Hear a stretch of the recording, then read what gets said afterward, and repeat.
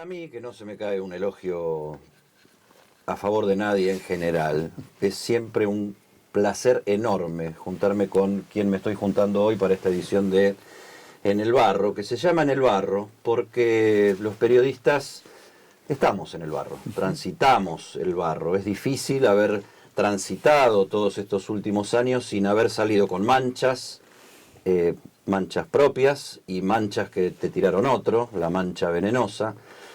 Pero hay quienes supieron, creo que supimos, zafar de la trampa, zafar del fanatismo y defender con todo lo difícil que es la independencia periodística, porque acá el chiste es defender la libertad de saber de la población, no la libertad, solo mi libertad de informar. Ese es el sentido de mi trabajo, que la población reciba, dentro de lo posible, información de buena calidad.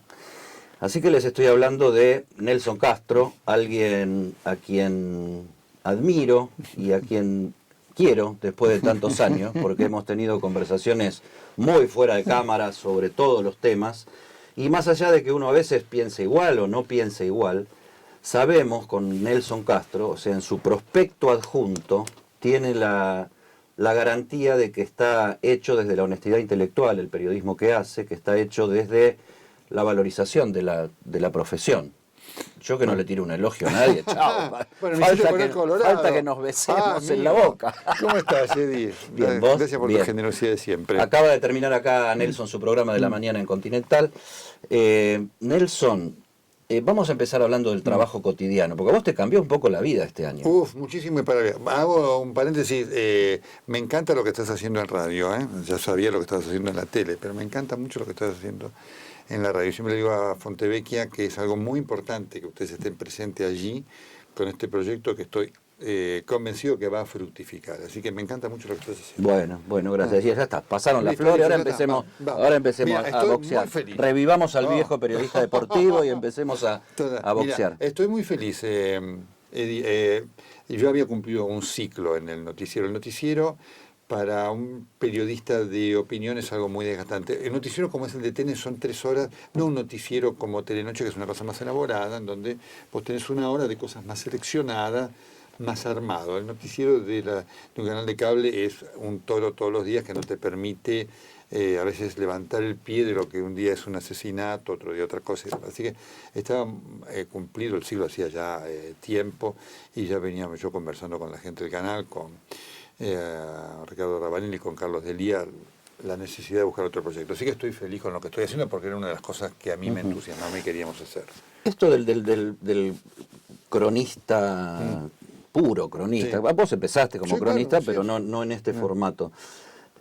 ¿Lo propusiste vos o te lo propuso el canal? Fue mutuo, porque hay 2 experiencias que tienen que ver con esto. Una, las Torres Gemelas, la cobertura de las Torres Gemelas. Y la otra, la cobertura del viaje papal a Cuba y Estados Unidos, que tuvieron un enorme impacto. Y que a mí me generaron, por supuesto, enorme felicidad de cobertura, más allá de la tragedia, sobre todo de las Torres Gemelas. Sí, 2 acontecimientos fuertes. Fuertes. Entonces había quedado eso. Y durante los años del noticiero, el canal había querido mandarme a mí, y se habían podido hacer muchas menos coberturas. Yo estuve haciendo Obama en Cuba, porque obviamente con la conducción del noticiero tenés que estar. Así que era una idea que veníamos conversando ya desde hacía meses. O sea, convertiste la excepción en formato. Sí. Porque se dieron 2 cosas. Primero, porque a mí me gusta, y segundo, porque obviamente el canal vio que daba resultados, ¿no es cierto? Esto es, digamos, la efectividad también cuenta, porque es norma de nuestra actividad, ¿no es cierto? Así que veníamos hablando de esto ya desde hacía casi 8 o 9 meses, ¿sabes? Así que cuando se concretó, estuvimos muy felices. Por supuesto que te voy a decir, aún en las expectativas más positivas, no pensamos nunca que iba a tener el impacto que está teniendo, y que por supuesto nos conmueve a todos y le está dando al corresponsal una dinámica mucho mayor de la que tuvo al nacimiento, ¿no? O sea que cuando las cosas resultan bien, sí, claro. Siempre se busca más. Por supuesto. ¿Por dónde sigue esto? Porque está resultando bien. Mira, al principio de año habíamos dicho, bueno, viajes planeados habrá 5, ya hubo 10, así que... Totalmente, ahora vamos puntualmente a alguno de ellos. Pero la pregunta es esta, porque vos decías, para un periodista de opinión, la dinámica de un noticiero es un poco desgastante porque te ata al acontecimiento. Ahora, el corresponsal se va al acontecimiento o a las consecuencias del acontecimiento, más que a opinar, a registrar, más que opinar, a ver, esto es así. O sea, yo me quedé con la última que vi, que tuvo que ver con los incendios en el Amazonas, donde vos estabas transmitiendo olores, estabas transmitiendo qué sentías en la respiración, estabas levantando animales muertos para mostrarlo, o sea, estabas contando en un ambiente sórdido, despojado y sin nada, todos los testimonios que había en la propia escena, que eran información en sí misma, y ahí casi que no había opinión. Bueno, es muy interesante lo que decís, porque eso es precisamente lo que yo quería hacer. Una de las cosas que quedó de la cobertura de las torres, yo tengo los mensajes y las cartas, y el otro día lo releíamos, hicimos un pequeño recuerdo. Mucha gente me decía, esto que decís vos, sentí los olores viendo su cobertura. Entonces, era una de las cosas a las cuales yo quería volver. El piso en televisión, que por supuesto es un objetivo fantástico, el piso te aleja de ese contacto. No porque sea porque vos obviamente estás recibiendo cosas de los otros, ¿no es cierto? Están los cronistas que están afuera. Y yo quería hacer eso, porque primero que lo siento, como la gente lo ve, lo hago muy naturalmente, y es una vuelta a los orígenes del periodismo. Y eso es lo que a mí me hace feliz. Y ahora viviendo la experiencia de afuera, mucha gente me dice, bueno, Nelson, y es agotador, mira, es agotador, no me digas cómo yo me siento con una energía enorme, yo tengo 64 años, me siento con una energía enorme para hacerlo, y eso me genera una adrenalina que hace que estemos trabajando 15, 16 horas, y a veces vos podés tener la cara de cansado, claramente, pero podría estar 20 haciéndola.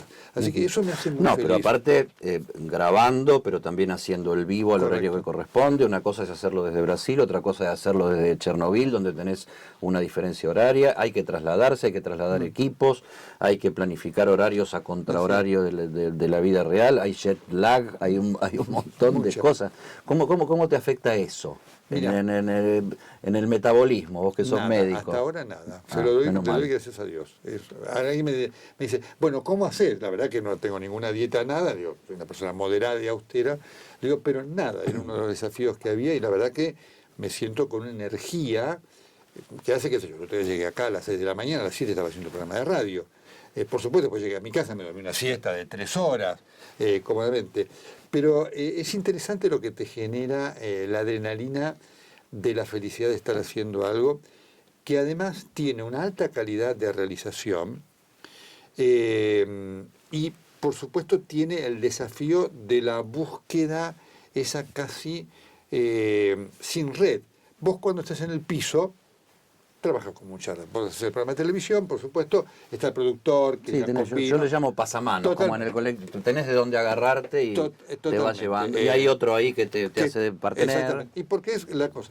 Ahí estás vos solo, ¿no? Realmente. Y a mí eso me produce, así un testeo. Te confieso que me genera la adrenalina de los 30 años. Y bueno, quiero hacer esto, quiero lograr esto y quiero buscar aquello que sea difícil. Y la verdad que se lo agradezco a la vida, ¿no? ¿Qué pasa atrás de cámara en el corresponsal? Porque ahí estás sostenido por un equipo de producción, no viajas solo, digamos, no viajas modo selfie, digamos, no. Viajas como muy cuidado. Hay un trabajo fantástico y me encanta que lo destaques. Ahí hay un trabajo de producción y los nombro, porque me gusta nombrar a la gente, a Maximiliano Heiderscheid, a Gonzalo Manrique, a Virginia Musante, a Lorena Ibalde y a Jerónimo Sánchez, ¿no? Que están trabajando. Los camarógrafos van cambiando, pero trabajan ellos al ver, digamos, es un círculo de realimentación positiva. Cuando van viendo que, digamos, mira, Nelson, ¿harías esto? Sí. Entonces hay una cosa de decir, vamos por esto. Y lo que se viene logrando les ha generado una adrenalina de trabajo en donde la vara va todos los días un poco más, ¿no es cierto? Y a mí me hace muy feliz. ¿Qué sé yo? Anécdota. Conseguir a la mujer de Macron, como la conseguimos nosotros, que hizo el 1 a 1 en el tema de la notariedad, el único 2 minutos de 1 a 1 hace con nosotros, que fue un productor, bueno, esas cosas que vos le ponés gana, genera después, no, mirá, entonces ahora mira, íbamos por acá, vamos por Messi, ¿no es cierto? Claro. Así que con eso estamos trabajando. Y con una cosa que nos está pasando que nunca me había pasado, Eddie. Empezó a pasar con Notre Dame. Estaba en el aeropuerto de Madrid, había ido a hacer una compra de unas zapatillas. Y el vendedor me dice, lo vi en el muro. Y yo digo, bueno... ¿Español o argentino? Yo digo, es argentino, ¿no? Claro. No, soy español. ¿Y cómo lo vio? Ah, porque yo veo la señal de TN, lo vi en YouTube y demás, entonces vi bueno. Esto nos empezó a pasar en cargo, me pasó el otro día en Miami, y es una cosa que me impacta y nos impacta. O sea, la llegada tras fronteras, gracias a Sí. la revolución Totalmente. tecnológica y las Totalmente. redes sociales y la transmisión vía internet, cosa que también cambia la noción del negocio periodístico, ¿no? Absolutamente. Porque vos empezás a tener públicos y audiencias que antes ni soñabas, antes estabas en tu aldeíta, le hablabas para unos pocos Sí, sí. o unos muchos, pero todos conocidos del mismo idioma. Mira, sin duda, hay este punto que vos marcás te genera muchas cosas. Y es un desafío. Mirá lo que nos pasó en Puerto Rico. Estábamos en Puerto Rico con el tema de la rebelión, estábamos transmitiendo en vivo. Entonces empezó a aparecer gente, puertorriqueños, y se habrán juntado unas 70 personas, que durante una hora, a través del teléfono celular, miraron el programa que nosotros estábamos haciendo para la Argentina. Cuando terminó el programa, vinieron 4 personas para decir, mire, los felicito. Qué rigurosidad periodística tuvieron para mostrar esto. Efectivamente, todo lo que dijeron es cierto. Y vos sabés que esto después motivó una conversación con Maximiliano. Le digo, mirá vos lo que ha pasado, ¿no? Le digo, mirá vos qué testeo estás dando ahora, porque vos antes podías ir a informar a Puerto Rico, a la Argentina. El que ve acá no tiene un elemento de constatación para decir si vos lo que decís es verdad o no. Esto de la tecnología hizo que ahora la gente del lugar, es decir, si hubiéramos dicho algo que no era correcto, alguien hubiera dicho, qué mentirosos estos que están informando. Ese es un fenómeno nuevo que nos está pasando, Eddie, que a mí por lo menos me viene impactando. Se repitió en Venezuela y se repitió el otro día en Miami. Y es muy novedoso porque ahí el público está ejerciendo sobre vos un afortunado y muy buen control in situ. ¿Vos creés, al menos del lado del deseo, que este periodismo, porque los periodistas que sentimos y vivimos el periodismo, no le escapamos a la opinión ni le No. escapamos al análisis, porque si uno es honesto en lo que hace, la supuesto. opinión y el análisis Por también supuesto. ayudan Es importante, sí, interpretar, claro. a interpretar los acontecimientos. Pero esto de irte al acontecimiento, ¿ayuda o puede ayudar a terminar con esta manera fanática de ver las cosas? Porque lo que hay en tu trabajo de ahora es una reivindicación casi absoluta del hecho. Así es. Acá no importa si sos blanco, negro, verde. Bueno, decís algo muy importante. Lo que pasó, pasó. Yo creo que es fundamental y a mí me ayuda muchísimo. Y vos ponés de manifiesto algo que es increíble que hoy en la Argentina tengamos que discutir esto. ¿Sobre qué opinamos nosotros? Sobre los hechos. Vos cuando opinás, las opiniones, viste esto, los hechos son sagrados y la opinión es opinable. Uno dice, mira, esta mesa es una mesa que tiene este color celeste. Este es el hecho. Vos lo mirás vos, el camarógrafo, es celeste. No hay duda. Ahora después vos decís, a mí me gusta, a mí no me gusta. Nosotros tenemos que reivindicar eso, digamos. El periodismo es eso. Es decir, sin hechos no hay periodismo. Pero no se ha hecho en la Argentina, y la Argentina tampoco es una excepción. No, en el está mundo, pasando en pasa el mundo, todos lados. sí. No se ha hecho un periodismo, entre comillas, más basado en la calificación de las personas o de las conductas que de la opinión a partir del análisis certero de los hechos. Sí, sí, efectivamente. Bueno, hoy hay un problema muy fuerte que representa este fenómeno de la posverdad, ¿no?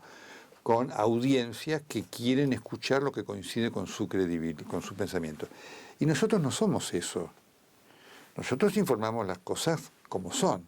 Después, si a la audiencia le gusta o no, esa no es nuestra responsabilidad. Es un punto muy delicado el que vos marcás y que genera efectivamente un desafío periodístico en todo el mundo, porque esto que pasa en la Argentina... Sí, porque sin audiencia no existe tampoco. Siempre creemos que es un fenómeno nuestro. Está pasando en el mundo. Es decir, la gente dice, no, Eddie piensa como yo lo escucho.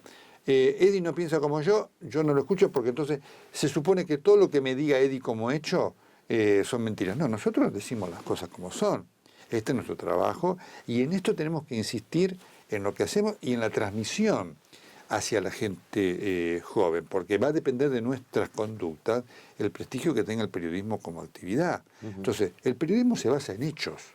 Sin hechos no hay opinión posible, porque vos opinás si algo está mal o está bien en un hecho, no es que vos decís, bueno, invento. Nuestra función no es inventar, es reflejar hechos. Y por eso marco esto que nos viene pasando afuera, que digo, mirá vos qué interesante este control de la gente que nos está viendo y está escuchando en vivo y está cotejando con su experiencia, digamos, la verosimilitud de lo que contamos, ¿no? Esto es un elemento capital que nosotros tenemos que resguardar, sí, que se toca, que se palpa. Te envidio la tranquilidad de estar tocando cosas que pasan y no tener que estar en la pelea, pero seguís en la pelea porque vos sos un periodista del vivo. O sea, claro. En la radio, en la tele, vos sos el vivo.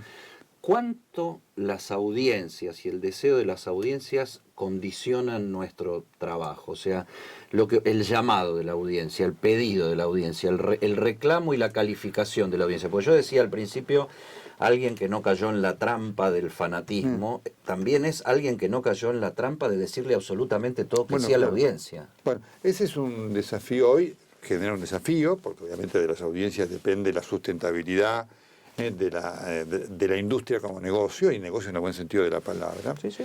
Y yo creo que nosotros tenemos que, digamos, que mantenernos en esto con las dificultades que esto genera. A mí me ha pasado durante este gobierno que mucha gente dice, bueno, no lo escucho más porque no me gustó lo que usted pensó. Y después, ahora está pasando que mucha gente a lo mejor está volviendo porque dice, aun cuando me lo lamento, digamos, esta realidad usted la marcaba, ¿no? Nosotros tenemos que pensar esto. Siempre digo, nuestra carrera es una maratón, Eddie. No es la carrera del futbolista, que son 100 metros. El futbolista son 15 años, pues sí, bueno, mira, nuestra carrera es una constante. No somos constante. La postura de hoy, somos la trayectoria. La trayectoria. O sea, a mí no me analices porque uno la chinga. Pero, por supuesto. O es discutible. Por supuesto. A mí me encanta que me discutan. Pero a mí también. No hay nada más interesante para un periodista cabal que estar en situaciones controversiales en el buen sentido de la palabra. Mira, esto no es así, con hechos y demás. Así que nosotros tenemos que ver aquí, nuestro trabajo es una película de ver hechos y demás, ¿no es cierto? Y es interesante, yo en este sentido, fíjate vos que hoy, en este momento, a veces de tanto impacto de lo que son los troles, las redes, todo ese barullo que se produce en las redes, a mí la calle, yo ando mucho por la calle, yo voy a hacer las compras de mi casa y demás, es un elemento muy importante, yo te diría protector del estudio, no porque el estudio habitual, uno trabaja en estudio, ¿dónde lo vas a hacer? No estás en contacto, trabajás acá 4 horas porque las condiciones son para trabajar. Entonces, además, la calle llana, cruel, te quita del personaje, que a veces el estudio, el piso te genera, y vos vas ahí al toro de lo que esa calle muchas veces fue muy dura, con los años del kirchnerismo y demás. Y en este momento de mucho troll, ¿no? De mucha cosa, digo, uy, dijiste esto, vendido, esto, aquello, demás, yo lo cotejo con la calle. Y la calle es absolutamente clara en la valoración de esto, ¿no? Es decir, no siempre coincido con usted, pero lo escucho, porque sé que me va a decir las cosas como son. Es muy importante... Sí, que la actitud es honesta. Entonces, ese elemento, inclusive para nosotros, para evaluación... Obviamente, uno ve lo que ve uno, no ve lo que ve el otro.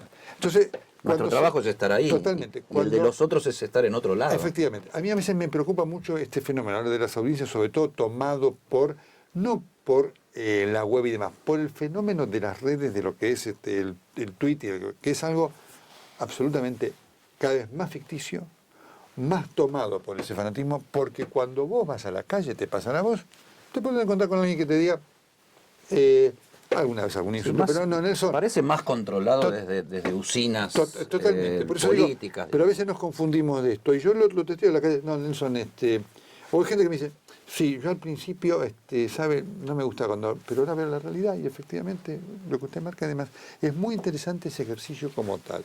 Eddie, que a uno lo deja con una enorme tranquilidad y es lo que, por supuesto, con colegas como vos hablamos siempre, y uno le transmite a la gente joven, mira, no se dejen llevar por estas cosas, cotejen con lo que es la calle, porque la calle es otra cosa absolutamente distinta, que en definitiva es una realidad más patente, no porque el otro sea ficticio, pero el otro tiene un elemento de manipulación que la calle, de la cual te protege lisa y llanamente el contacto con la calle.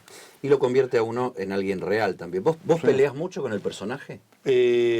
Mira, fundamentalmente. Tu personaje. Sí, sí. Mira, una de las cosas que pasó, y por eso fue muy útil en ese aspecto del noticiero, digamos.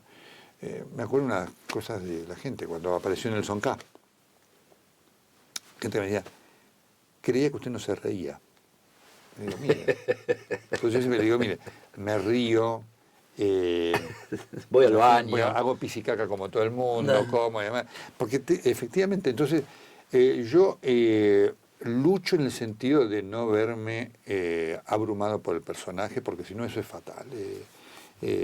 No puedes salir a la calle, digamos, porque si no te la crees, ¿no? O sea que Tarico fue, de algún modo, un partener de tu pelea con el personaje. Sí, absolutamente. Tarico vino... O sea, hacerte gastar cara a cara. Mira, Tarico respondió a tres objetivos, ¿no? Y a mí me hace muy feliz, porque además creo que lo ayudó a él, su talento y más, pero le permitió edificar un personaje propio a él. Nelson K. él imitará a todos los otros, pero Nelson K. es él. Primero, el de introducir el humor, ahí en ese momento que no lo tenía. El segundo, yo siempre había pedido, le digo, mira, nosotros el humor siempre en este aspecto tiene un aspecto burlón de cada uno de los que vos imitás. Le digo, mira, entonces quiero que me imites a mí, porque entonces a mí me va a poner en una igualdad ética con todos. Porque si no puedo sacar tu mirada, mira, sí, qué lindo, ¿no? Vos te burlás de Eddie, de Roberto, de Luis, y vos qué tal, ¿no es cierto? Entonces, eso, y él lo hizo con una enorme calidad de observación para ver mis aspectos de hilaridad, risueño, de cierta burla y demás. O sea, entonces, tu personaje no es intocable. No, exactamente. Ese es el elemento más importante que yo quiero transmitir. No es ni perfecto, ni intocable. Y va a la feria, al supermercado. Y va a la feria, y está sometido. Mira, esto me pasó hace unos años, porque además eso te da así la responsabilidad, la otra del control. Había llegado de un viaje a Estados Unidos y estaba en la cola de la aduana y vi un empleado y me dice, Nelson, pase. Hay una cola larga. Lo cuento no para hacer ninguna vanidad, sino para saber cómo está la gente, así que quiero que me interpreten bien. Y yo le digo, no, mire, no estoy haciendo la cola. Bueno, tuve 2 minutos, bueno, mire, si quiere pasar, pase. Terminó esa conversación, las personas que estaban ahí se dieron vuelta y me dijeron, qué alivio. ¿Sabe qué decepción hubiera sido? Nosotros lo escuchamos. Que usted hubiera aceptado, se hubiera caído toda su credibilidad. Automáticamente. Entonces, efectivamente, digamos, es muy importante no dejarse vencer por el personaje y saber que vos tenés que ser... Si lo que vos elegís en medio es un personaje, estás liquidado. Porque quiere decir que tiene algún elemento de ficción que no se condice con lo que vos sos en la vida real. Hablamos del negocio en el buen sentido, sí, déjame claro. vender un cachito, hacemos una pausa. Pero, querido, para después de la pausa, quiero ver de algún modo la contradicción entre el Nelson Castro que va al supermercado y camina a la calle y el Nelson Castro que se alimenta de fuentes y de encuestas en relación al resultado de las PASO. O sea, ¿cuánto te sorprendió o te dejó de sorprender? Vos que lees encuestas, hablás con políticos y también transitas la calle. Vamos. Ya venimos.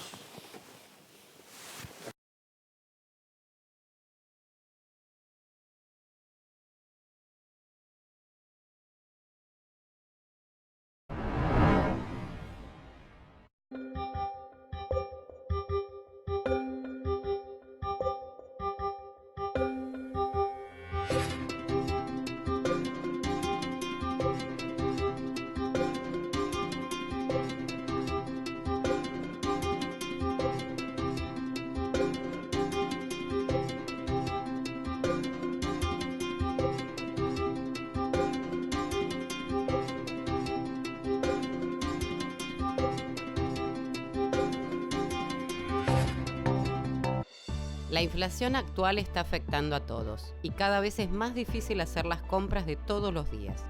Hoy lo primero que hace una familia para salir adelante es achicar los gastos. En La Matanza te queremos ayudar. Te llevamos sin cargo hasta el mercado central y también te acercamos ferias barriales para que te rinda más la plata. En La Matanza te damos soluciones.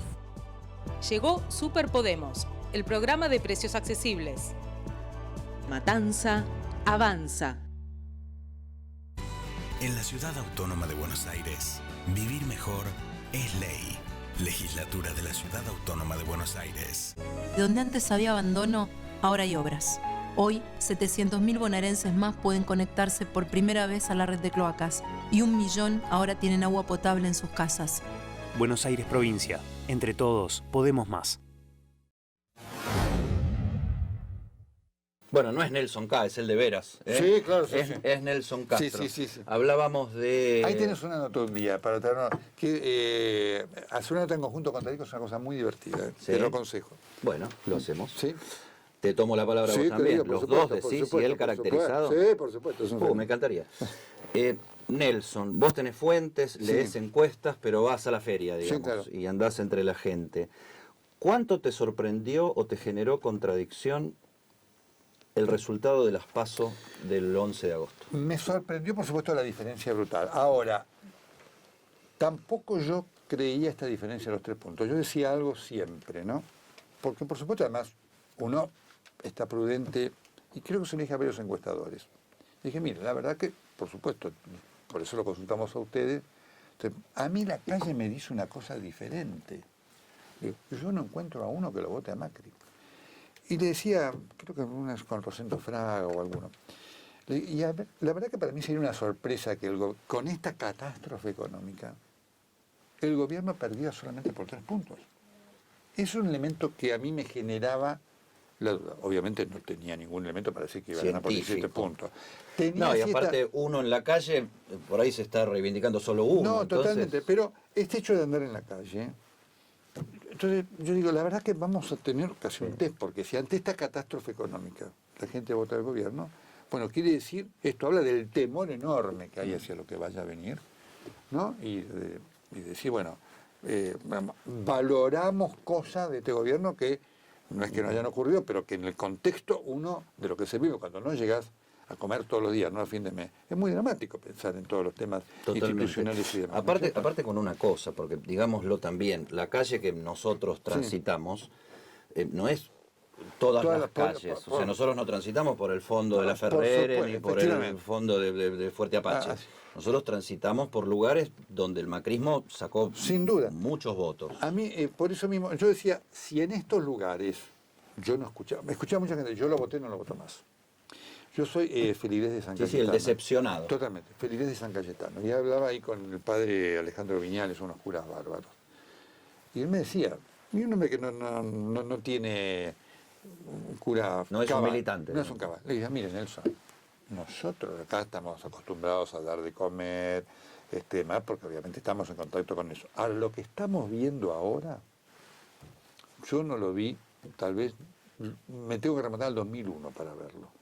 Así que yo siempre lo hablaba esto, digo, y lo hablaba con la mesa con Burgueño, con todo, le digo, miren, la verdad que a mí me sorprendería que este gobierno perdiera solamente por 3 puntos. No me imaginaba los 17 puntos, porque la realidad, la calle, te estaba mostrando otra cosa. Y vos decías esto, si esto es acá, lo que debe ser en La Matanza y más, porque... Sí, donde pega más fuerte. Obviamente, todavía. yo hablo con algún colega médico que trabaja allí, alguna gente que tengo, esas fuentes reales no... No estoy diciendo que estamos aislados de por todo, supuesto. pero Obviamente, las calles que transitamos. Que te dicen, mirá, Nelson, acá, y me decía, y en algún momento hubo alguna expectativa promacrista, pero ahora la gente está mal, digamos, ¿no? Que la gente está realmente mal. Ahora, vos decís el 2001. Yo veo muchas similitudes desde el punto de vista económico, desde el punto de vista social, pero no las veo desde el punto de vista político, porque en el 2001 lo que no había nadie que pudiera eventualmente ganar por el 55% de los votos. Están dando algunas encuestas que supuestamente serán entusiastas, pero bueno, es lo que hay. No, por supuesto, no, en ese punto de vista, por supuesto, es diferente.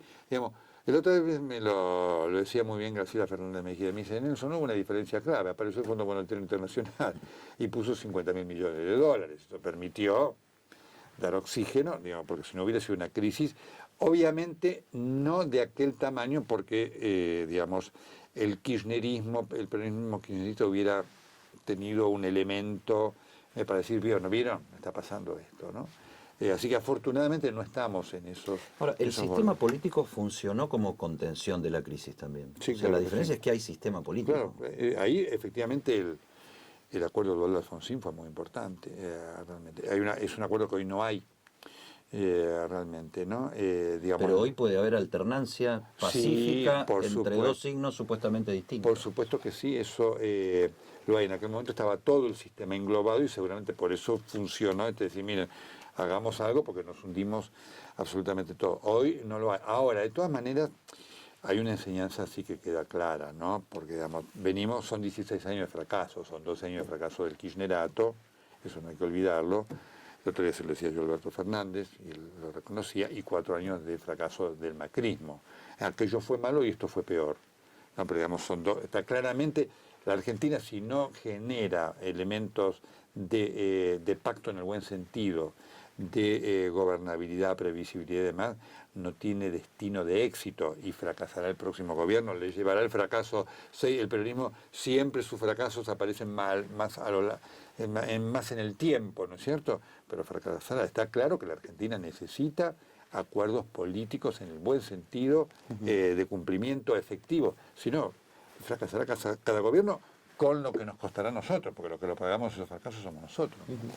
De acuerdo a tu información, yo creo que siempre nuestras posturas, algo por el deseo, están contaminadas, por supuesto, porque bueno, sí, uno sin siempre duda. quiere que las cosas Sin duda, hasta mejor. vayan bien y uno quedar de Sí, algún obvio. modo parado en una buena Uno vive situación. acá, Claro. además. Pero yo digo, según la información y la expectativa que la información a vos te genera como analista y como opinador también del periodismo, ¿Alberto Fernández va a ser más Duhalde o más Cristina? No, yo creo que va a ser más dual. Alberto Fernández es un hombre con personalidad. Yo no concuerdo con aquellos que dicen va a ser un títere de Cristina. Y tampoco concuerdo con los que dicen que Cristina hubiera ganado sola. Cristina, digamos, uno tiene que evaluar los hechos. Los candidatos kirchneristas venían perdiendo en las provincias como venían perdiendo los candidatos macristas. Por lo tanto, y Cristina estaba ahí en 36, lo histórico, 36, 37 y Macri estaba en 33. Cuando ella da el paso de Alberto Fernández, ella, digamos, comprende, digamos, producto de su patología, a ella le llevó muchísimo tiempo darse cuenta que dividiendo perdía, que fue lo que le pasó en el 2015. En el 2015 ella pacta con Randazzo, gana. Solamente su patología personal hizo que lo que era un sentido común. Bueno, le llevó este año perder esas elecciones, digamos, en Neuquén, en Santa Fe y demás, para decir, bueno, sola pierdo otra vez. Realmente con lo que significa para ello su gran desafío, que es el problema judicial de ella y de sus hijos. Por lo tanto, dijo, necesito generar un hecho de unión. Y Alberto Fernández se lo dio, porque, digamos, Alberto Fernández lo trajo a Massa, son 10 puntos. Miramos qué interesante, ¿no? La ecuación. Massa estaba a punto de arreglar con Vidal, cosa que lo impidió Peña. Massa le hubiera dado esos 10 puntos, Macri gana. Fernández le da a Cristina Massa y los gobernadores. Con lo cual, la ayuda al gran desafío del kirchnerismo, que era ganar en primera vuelta, porque si no el kirchnerismo puede tener problemas. Por lo tanto, Alberto Fernández tiene personalidad propia, lo va a hacer, y él, digamos, estuvo en la grita. Así que yo eso del títere no lo comparto. Sí va a tener tensiones. Por supuesto. Sí, no maneja todo en ese espacio. No maneja todo en ese espacio. Yo digo, está dada por lo menos en términos ficticios, porque la realidad todavía no se produjo, la posibilidad de que Alberto Fernández gane hasta por el 55% de los votos, que incluso en sus equipos es el deseo íntimo claro. que tienen. A mí me asusta un poco alguien que saque el 55% de los votos, porque las experiencias de tentaciones hegemónicas, no de hegemonía porque eso ya no existe más, pero de tentaciones hegemónicas es fuerte, ¿no? Y el peronismo tiene esa tradición también. Yo se lo dije el otro día. Digo, ¿usted se da cuenta que el principal problema que tiene es el miedo que genera la vuelta con todas estas cosas? Y por supuesto él dijo, no, después lo veremos en los hechos. Sería... porque lo que además tiene la Argentina, cada vez que viene que esto, siempre el que viene tiene la posibilidad de generar una presidencia refundacional. La fue la de los Kirchner, la perdieron la oportunidad, la fue la de Macri, la perdieron, la va a ser la de Alberto Fernández, en el sentido de decir, vamos a aquella democracia que instaló, que puso en práctica Raúl Alfonsín, de una cosa abierta, no antinómica, participativa, digamos, de diálogo con nosotros, de un país donde nadie tenga miedo por decir opino lo que quiero, me va a pasar eso. Eso hoy en Argentina termina siendo refundacional a la luz de que vivimos. Ojalá lo aproveche, porque eso, por supuesto, como vos decís, uno tiene el deseo de hacerlo, uno lo evalúa objetivamente y dice, bueno, este hombre está... Si vos me dijeras, Cristina no podría hacerlo, Alberto Fernández puede tener esa posibilidad y tiene elementos, digamos, cuando vos ves el armado político, obviamente, él ahí tiene elementos de contrabalance. Massa va a ser gente de él, Sola va a ser gente de él, los gobernadores van a estar con él, los gobernadores no la quieren a Cristina. Así que tiene elementos para generar su propio balance político. Ahora, a partir del 11, Alberto Fernández tiene peso político propio, porque le dio los 11 puntos más a Cristina que no tenía. Ahora, si después lo aplica o no, vos viste lo que es la enfermedad de poder, ¿no es cierto? A eso iba a ir, precisamente porque entre las especialidades que vos asumiste en tu carrera, en los últimos años fuiste trabajando mucho la influencia del poder en la cabeza de los poderosos. Vos sos médico, tenés amigos médicos y fuentes médicas y, qué sé yo, recién acabas de decir si Cristina no acordó con Randazzo fue por su patología, no se puede entender de otra manera. Todos escuchamos tu visión de la influencia del poder, cómo influyó en Cristina, en la cabeza de Cristina. ¿Cómo influyó en Macri? Bueno, lo mismo. Viste que Durán Barba escribió un artículo en Perfil hará un año sobre que dijo que él lo trataba sobre el ubris. El ubris. Sí. Efectivamente, más claro agua. Mira, donde descubrimos que Durán Barba no era solo asesor, sino también psiquiatra y psicoanalista. Por supuesto, obviamente, porque además es un hombre que leyó, un hombre, digamos, culto, que cuando actúa con inteligencia es inteligente, después se lleva una piedra por delante, como esto de decir a Macri que podía ganar. Pero, mira, hay un ejemplo que también conmigo se enojaron. No, Nelson, ¿cómo vas? Un ejemplo típico del ubris, la conferencia de prensa de Macri del 12 de agosto, que me hizo acordar, si vos te fijas en el archivo, por suerte la memoria me funciona, ¿no? En el archivo de Cristina cuando pierde en el 2013 hace exactamente lo mismo, da un discurso enojada porque había perdido y convoca a los empresarios, me acuerdo de Santa Cruz, porque ahora quiero escuchar, a ver, a los que mandan, a ver qué tienen para aportar ahora que hicieron este resultado electoral. Más que lo mismo, bueno, la gente no me entendió, yo hice todo bien, pero la gente no me entendió. Un disparate absoluto. Y cuando vos ves los 2 últimos años de gobierno, es el gobierno del ubris. El enojo del líder con la decisión de la población es necesariamente, implica o representa necesariamente un aislamiento de la realidad. Sí, absolutamente. Mira, el enojo de Macri, porque además el enojo de Macri es el pensamiento real de Macri. El pensamiento real de Macri... Ese era el Macri auténtico. No es el de la conferencia. La palabra plena de Macri era esa. Mira, la conferencia de prensa, yo a alguien se lo dije, le digo, lo que te pone cuál es el pensamiento es Macri leyendo las disculpas por teleprompter. Disculpas no se lee. Vos no decís, quiero pedirle disculpas, no, eso se dice. Es el pensamiento de Macri. El pensamiento es, ¿qué me hicieron? O sea, fue espontáneo en la queja y no fue espontáneo en el pedido de disculpas. No se lo creyó nadie, realmente. Entonces, cuando además vos lo escuchás el día del 24 de agosto, ¿no? Cuando dice, los escuché, le digo, pero ¿qué necesitaste? ¿Necesitaste perder por 17 puntos para escuchar a la gente, para darse cuenta? Claro, ¿qué estuviste haciendo de lo que estuviste haciendo todos estos 2 años? Ese es un elemento claro, es decir, de un gobierno que dijo que estaba en contacto con la realidad y no lo estaba.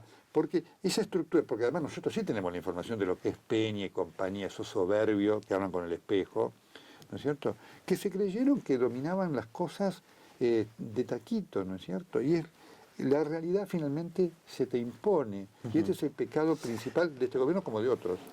¿Qué signos ves en la cabeza de Alberto Fernández, si es que te dio tiempo de ver algo? Sí, mira, yo lo veo. Lo que hoy emana en sus palabras y en los hechos en general, es alguien que aprendió la vivencia de lo que es esta antinomia, que es paralizante para el país, y que entendió que si eso no se soluciona, no hay presidencia exitosa posible en la Argentina. Porque es muy simple lo que necesita la Argentina. La Argentina ya se ha visto que si depende del campo y de lo que venga de vaca muerta, es un país endeble que no puede generar trabajo. Para eso vos necesitas inversiones. Valor agregado, total. empezando por el trabajo. Entonces, si vos no pactás con los sectores del trabajo, hasta Kicillof tiene un discurso hoy de contacto con los empresarios que no tenía. Entonces, veo a un hombre que en sus actitudes, está dialogando con todo, el otro día apareció lo de Melconian y demás, demuestra entender que si él no va a una situación de acuerdos políticos, fracasará. Esto es lo que yo veo en sus conductas, en cosas que yo he hablado. Después con cosas, por supuesto, discutibles. Yo lo critico mucho por esta actitud de decir que Cristina no robó y demás. Eso, por supuesto, lo discuto. Hoy no son hechos que sean y es determinantes. difícil asociarse con alguien que Totalmente. Yo no me está asociaría. polémico. Lo mismo que Massa. Son situaciones insostenibles. Ahora, una vez que se lo decís, después la agenda de la... Sí, Carrió también se asoció con alguien que decía que era un mafioso. Un delincuente. Entonces eso, hoy no hay en la política argentina quien se salve de esto. Dicho esto, el otro día alguien me decía, bueno, Nelson, no le dijo a Alberto Fernández lo de Cristina. Le digo, mire, ya se lo dije 2 veces, tampoco vos en la agenda podés quedarte con eso porque además hay una realidad, va a ser el presidente de la República si no pasa eso, y la agenda se extiende, la gente hoy, la votación demuestra... Sí, aparte de hacer justicia hacia algunos, tenemos que comer todos. Está claro y esos elementos, claro, esto es lo que no entendió este gobierno, ¿no es cierto? Que es fundamental. Alberto Fernández... A mí me preocupa mucho lo de la justicia, porque claro, porque además veo venir lo que va a pasar. Cristina, que siempre le decía, no va a ir presa nunca, quedarán debido a algún otro y más, y ya está, y punto. Aparte, y esta causa no va a haber necesidad de ningún indulto de Alberto Fernández. La misma justicia se va a encargar de diluirla en el tiempo, punto y aparte. O sea, vos no sos optimista con que sí o sí se haga justicia. ¿Vos crees que se van a diluir todas esas causas? Sí, sin ninguna necesidad, te repito, de amnistía o indulto. Mira, ¿sabes cuál es la evidencia? El episodio de la Corte Suprema, cuando pidió el expediente para paralizar el juicio por la obra pública. Digamos, la Corte tuvo que ir para atrás porque era tan escandaloso, pero eso ya te prevé cuál va a ser el final, porque Cristina, sus casos, cuando sea condenada, si es que es condenada, va a ir a la Corte, y la Corte ¿qué va a decir? No, se terminó esto, punto y aparte. Alberto fue a un evento organizado por Clarín. Sí. El fin de semana, Horacio Berbisky, que sabemos que ha tomado partido por el kirchnerismo ampliamente, le dijo a Jorge Fontevecchia en Perfil que la guerra con Clarín la ganó Clarín y ya no es más ese tema. El gesto de Alberto hacia Clarín y esta conclusión que saca alguien tan referencial como Berbisky dentro del núcleo, no sé, intelectual, informado del kirchnerismo, ¿implica que va a haber una buena relación o puede haber una buena relación de Alberto Fernández presidente con el periodismo o no necesariamente? No, yo creo que sí, que eso también va a ocurrir y yo espero, entre otras cosas, que lo tengamos a Alberto Fernández en Perfil, digamos, haciendo entrevistas y demás. Yo creo que es un aprendizaje que él ha tenido, porque él también lo vivió. Digamos, esto es una cosa muy interesante, es decir, esto que nosotros vivimos. Sí, él fue verbalmente condenado también. Por supuesto, le pasó exactamente... Fue a la hoguera. No es que, digamos, que es algo enunciativo, es vivido. ¿No es cierto? Realmente. Así que ese es un elemento muy claro, que además él lo manifiesta. A mí me pareció muy buena su presencia en el evento de Clarín. ¿Qué no significa que, como yo siempre le digo, no critique cosas que digamos nosotros? Yo cuando estaban las cosas del kirchnerismo, el primer medio donde lo sufrimos fuimos nosotros en Perfil. Yo una vez tuve una discusión con Aníbal Fernández. Decía, a mí no me molesta, está perfecto, es lícito que diga, Eddie Nelson, yo no estoy de acuerdo con lo que usted dijo, me parece que no, que esto, que aquello, que esto, y que lo diga con vehemencia. Ese no era el problema. El kirchnerismo lo que pasaba era que decía, no quiero que lo digas, no es que discrepo con lo que decís, no quiero que lo digas, son dos cosas distintas, Eddie. Y las principales molestias no iban con la opinión, sino con información polémica sobre casos difíciles. Por supuesto. Entonces, ese es el elemento digamos, que ocurrió, porque además el kirchnerismo en ese momento tuvo un objetivo a través nuestro, porque tiene que ver con lo que hablamos al principio del programa, que fue destruir al periodismo, la profesión de periodismo, el periodismo como profesión, porque a través de nosotros, lo sufrimos todos los que fuimos independientes, lo que buscaba es decir, estos son esbirros de alguien, uno de Mañeto, otro de Fontevecchia, nosotros no somos esbirros de nadie. No significa que no haya gente no ética y demás en la profesión. No, aparte igualar lo inigualable. Obviamente. Una cosa es el ejercicio del poder y otra cosa es el ejercicio del periodismo. Así que uno puede tener cámara, pero totalmente. no allana, no decide, no decide la economía. Es muy diferente, ¿no es cierto? Entonces, yo entiendo que va a haber una relación mejor, que te repito, no significa que no haya... Yo cuando a veces, controversia, Alberto Fernández con tal o cual, eso es lo más normal del periodismo, forma parte de lo que es nuestra profesión, la controversia, ¿no es cierto? Vos decís, mira, yo pienso A, vos B, y lo discutiremos y demás, punto y aparte. Así que eso no es ningún problema. El problema era lo que buscó el kirchnerismo, y yo creo que eso Alberto Fernández no lo va a buscar, que era destruir al periodismo como profesión. Más allá de una u otra empresa. Totalmente. Totalmente. Ese era el mensaje. Por eso nació la idea del periodismo militante. El periodismo te decía, no, vos estás con uno o estás con otro, que lo compró también alguna gente de los ultras del macrismo, ¿eh? Y vos decías, mira, yo no estoy ni con A ni con B, no te confundas. Que yo esté haciendo críticas contra el kirchnerismo no significa que sea macrista, ¿no es cierto? Y ahora que critica al macrismo no significa que sea kirchnerista. Mirá qué buen rulo le diste a la situación, porque vos planteaste, haciendo síntesis de alguna manera, que la razón de ser del periodismo es la controversia. Así es. Y en una sociedad controversial, si no hay periodismo, tal vez no haya democracia. Pero por supuesto. Pero mira, Bob Woodward, yo tuve la suerte de una experiencia con él de compartir un día, ¿no es cierto? Entonces me regaló una frase, que yo la tengo, mi mesita de luz, que no era de él, era de Jack Anderson, que dice más o menos así: el periodismo honesto es un instrumento esencial para hacer a las sociedades democráticas más plurales y transparentes. Entonces, claro que nosotros somos algo esencial. Por eso, digamos, esta idea de nosotros hablando solamente con los que piensan como nosotros es antiperiodística.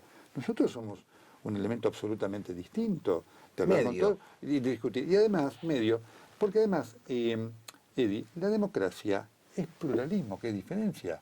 No es uniformidad, es después la búsqueda de acuerdo para decir, bueno, mira, yo quería esto, logré hasta acá, vos querías esto, lograste hasta acá, mira vos, consensuamos un cauce común. Esa es la democracia. La democracia no es el pensamiento único, es un elemento muy importante que se estableció, sobre todo en los años del kirchnerato, esta idea de que, y con la consecuencia mala que del otro lado también hubo quienes pensaron lo mismo, ¿no es cierto? En el barro, acabamos de estar un rato súper agradable, divino, una vez más con Nelson Castro, que hizo de médico, hizo de analista, hizo de periodista y nos contó los secretos de su nueva faceta, que no es nueva porque yo lo había hecho antes, pero ahora es más permanente y más constante, que es el sueño del periodista de ser corresponsal. Es fantástico. Gracias por tu generosidad y por tu afecto siempre, Eddie. Gracias, querido. Nos vemos.